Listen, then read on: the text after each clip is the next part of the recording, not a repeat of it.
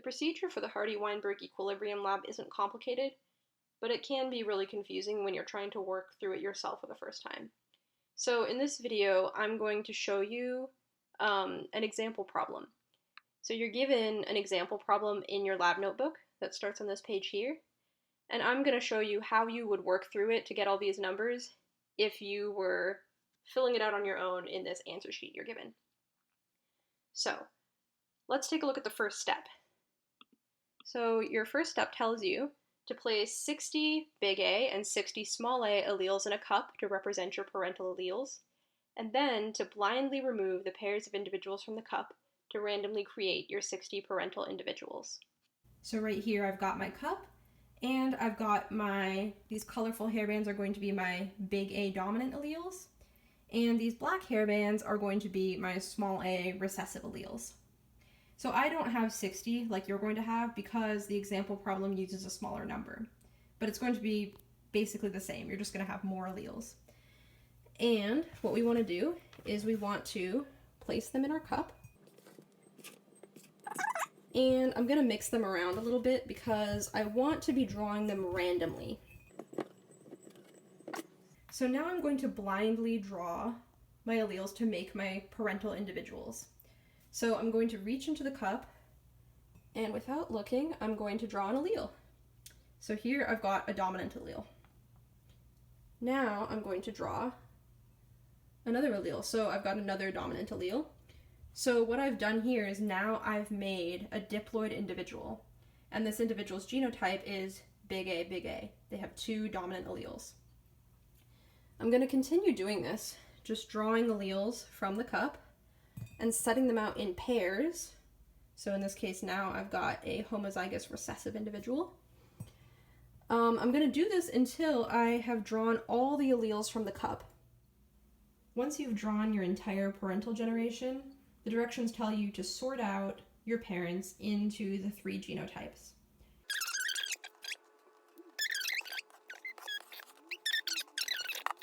Okay, so now we've got our parental generation separated into our homozygous dominant individuals, our heterozygous individuals, and our homozygous recessive individuals. So we can now go to our table and enter this data in. So in my example, I drew 4 big A individuals, 7 heterozygous individuals, and 3 small a individuals. And if you add all those up, I have a total of 14 individuals. Your total, again, is going to be higher. You're going to have 60 individuals. So let's move on to step 2. Determine the possible number of matings in each category, as well as the number of F1 progeny resulting from each genotype using the table below. So we're going to start with this, determining the number of possible matings. When you're determining the number of matings, you want to assume that each individual in your population can only mate once in a given category of mating. So if we're going to fill out the first row and figure out how many homozygous dominant pairs, how many homozygous dominant matings we can have, well, this individual could mate with this individual, and this individual could mate with this individual for a total of 2 matings. We're going to assume that they can't pair up again like this and have a third mating. We're assuming that every individual just mates with one other. So let's go back to our table and enter that in. That in this example, we can have 2 matings between homozygous dominant individuals. In our next row, we want to figure out how many matings we can have between homozygous dominant and heterozygous individuals. So in this case, we could have this homozygous dominant individual mate with this heterozygote. We could have this individual mate with this heterozygote. And we could also pair these ones up like this. And so that gives us 1, 2, 3, 4 matings. So you can see we do still have some heterozygous individuals left over, but since we have no more homozygous dominant individuals to mate with them, they're just out of luck. So let's come back and enter 4 matings into that row in our table, and move on to matings between homozygous dominant and homozygous recessive. So we'll take our homozygous recessive individuals and mate each one with a homozygous dominant individual. And as you can see, we've got 3 matings and 1 poor soul who's out of luck. The next row asks us to pair heterozygotes with other heterozygotes. So we go in and we pair them off. Those 2 can mate. So 1 mating, these 2 can mate, 2 matings, and these 2 can mate, and we have a spare. So we've got 3 matings between our heterozygotes. And as we now go on to the row where we mate our homozygous recessive individuals with our heterozygotes, you may notice a pattern. So every time that you're mating 2 genotypes together, the number of matings you can get is limited by whichever genotype has fewer individuals. So in this case, we only have 3 homozygous recessive individuals, so we can get a maximum of 3 matings. These other 4 individuals don't matter. And when we look at homozygous recessive individuals mating with other homozygous recessive individuals, we're only going to be able to get 1 mating here because we can have 1 pair and that's it. So at this point, we've figured out the number of matings that are possible in each of these categories, and we've filled out our table. So let's move on to the other half of step 2, which is figuring out the number of F1 progeny that can result from each of these matings. So the directions tell you to remember that each mating results in 4 offspring. And it's easy to figure out what the genotypes of those 4 offspring are because they just follow the rules of a simple Punnett square. So if we look at our first mating, where we have a homozygous dominant crossed with another homozygous dominant, if you do a simple Punnett square, you can see, of course, that all of your offspring are going to be homozygous dominant.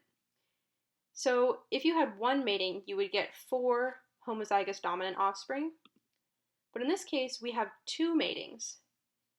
So because we have 2 matings, we're going to get a total of 8 homozygous dominant offspring. And of course, because you are not going to get any heterozygotes with this type of mating, and you're not going to get any homozygous recessive individuals, you have 0 of those. So this is what we would get from these 2 possible matings.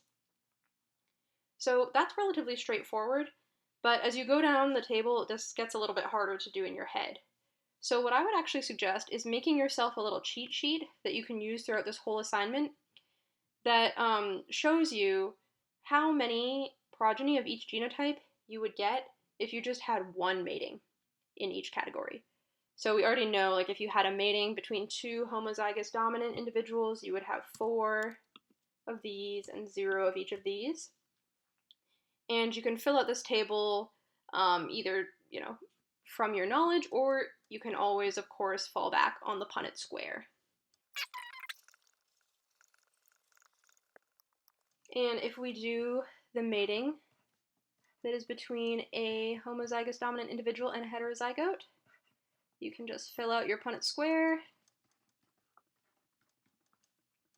and see, okay, so 1 mating would produce 2 homozygous dominants and 2 heterozygotes and 0 of these.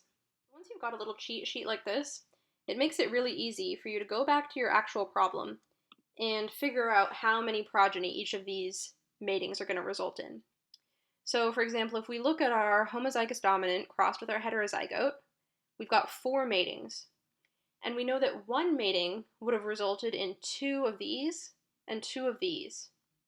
So because we have 4 matings, it's just going to be 4 times as many offspring. So we would have 8, 8, and 0.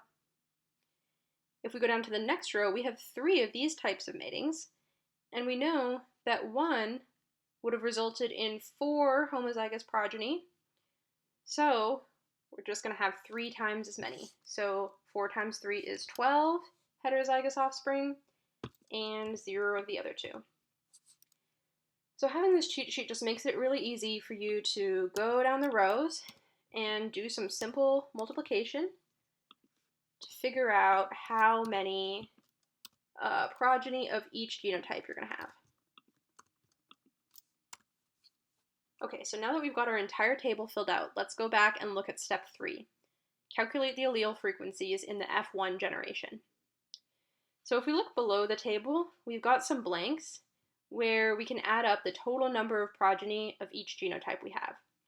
So that's just adding up everything in this column to figure out how many homozygous dominant individuals we have. So in this case, it's 8 plus 8 plus 3, which is 19. Now this column is going to be 8 plus 12 plus 6 plus 6, 32. And finally, in this column, we have 3 plus 6, which is 9, plus 4, which is 13.